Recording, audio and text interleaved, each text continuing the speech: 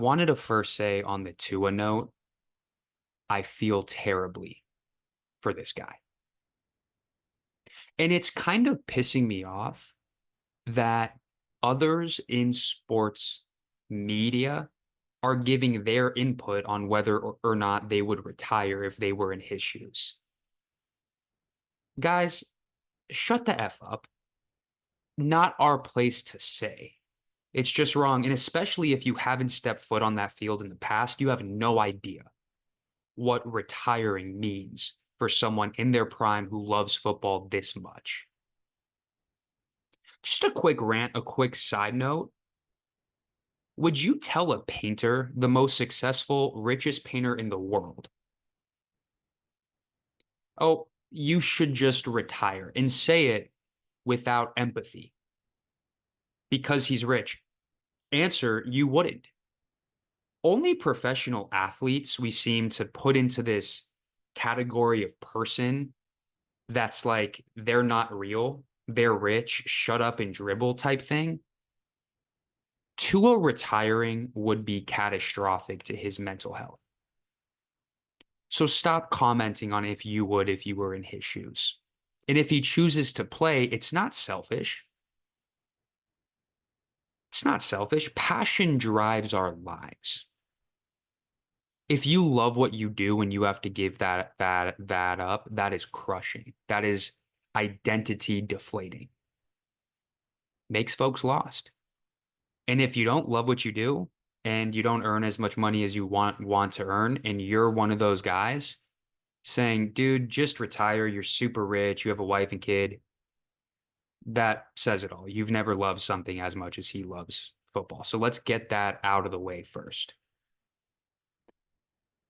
Now to get into some opinion. Speaking as a diehard Fins fan and someone who's been a diehard Fins fan for 20 years.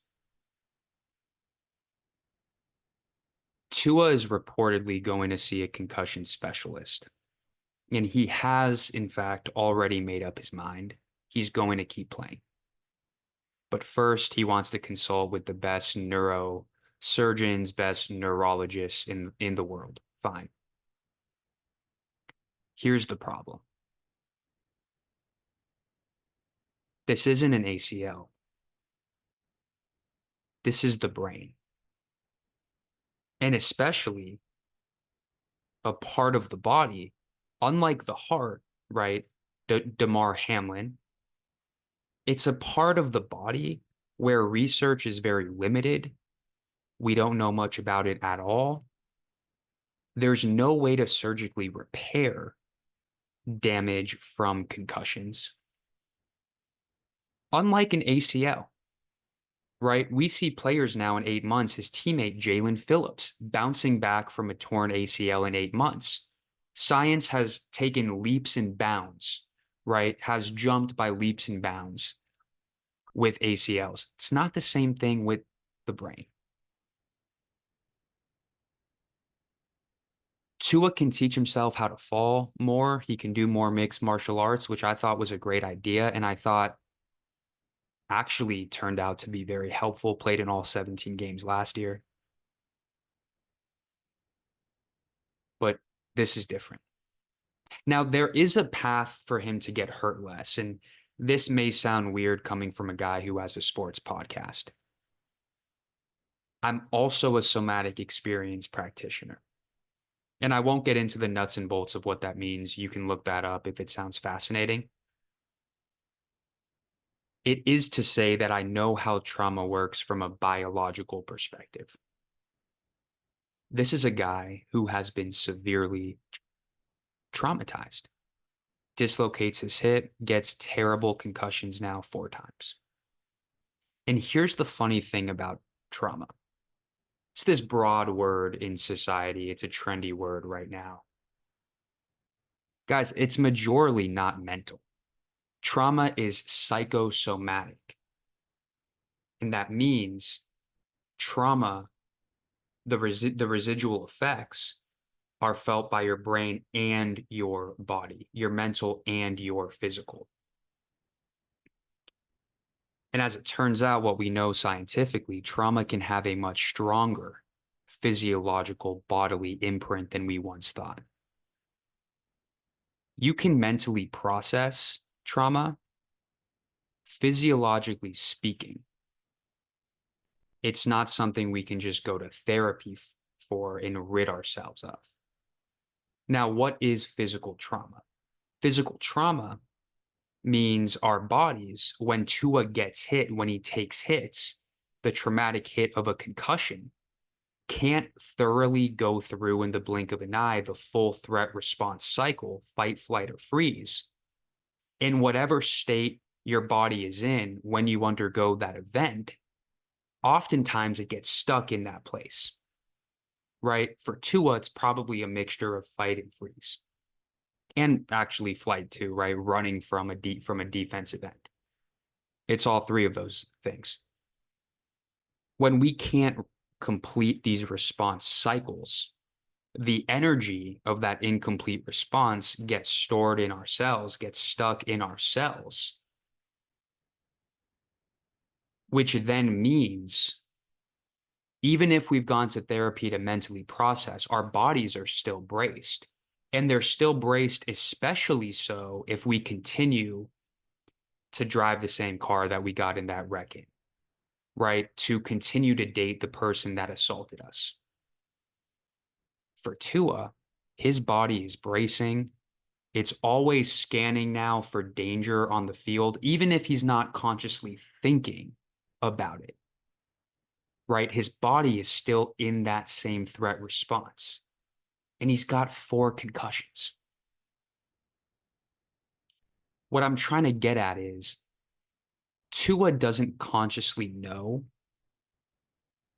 that his body is basically always in a fight, flight, or freeze state when he's on the field. And because he is, the other parts of his being, not named his brain, the majority of his body, are kind of all gearing themselves when he's on the field to not get hurt, which in turn increases the likelihood of him getting hurt because he's in that braced state. If it doesn't make sense, and I've probably been on this rant for too long, but it's to get to a greater point, I promise you. Let me pull up an example. Think of a person who was bit by a dog, right? Say they got bit by a dog, a bigger dog, 10 years back. And they went to therapy, they've processed some stuff. In life, you're just casually around dogs. That's just how it works. But when this person is, and scientifically we know this, when the assaulted is around the assaulter, or you pass the same street that you got into a bad car wreck, even if you're not aware of it, your heart starts to beat faster. Anxiety rises. Slight tunnel vision occurs. Now imagine if that guy who's just casually sometimes around dogs, as most of us are, works with dogs. That guy would always be subconsciously, to an extent, always in a physiological defense response. If he didn't process allow the body to complete the defense response cycle when he was originally bit by that dog, he's going to be braced 100% of the time. That's Tua on the football field. And that same guy working with dogs is not going to be able to be optimally aware, optimally as engaged, calmly. He's going to have a higher likelihood to get bit by a dog for a second time. And I think with Tua, that's what's been going on. It's inexplicable because if you look at the 4 concussions that he's gotten now, first of all, the way that his hand goes like this and his arm goes like this, I think it's called posturing. That's weird. But if you go back and look at the way he was moving at Alabama, he was more mobile. He was more fluid athletically. Straight line speed, he was pretty much the same. But go back and watch those early Bama days. This guy moved really well. Like he could evade the rush really well. He was listed as a dual threat quarterback on 247 Sports. Even just from the dislocated hip, his body is now different because the defense response, fight, flight, or freeze, couldn't fully happen. He couldn't complete some movement that had to get done to not be physically traumatized. So here's my point, and this has been a long rant. Until Tua does some form of physiological trauma work, he's going to continue to get hurt. And what is now a chronic neurological condition is going to get worse. And I pray for the guy that it doesn't, but it probably will. So, from a now funny transition here, from a now football minded, business minded standpoint, if you're a Finns fan, and I know this will sound really insensitive and shitty of me, the best path forward for us is for Tua to medically retire. And the reason being is very simple. We'd be off the hook for 157 million bucks guaranteed.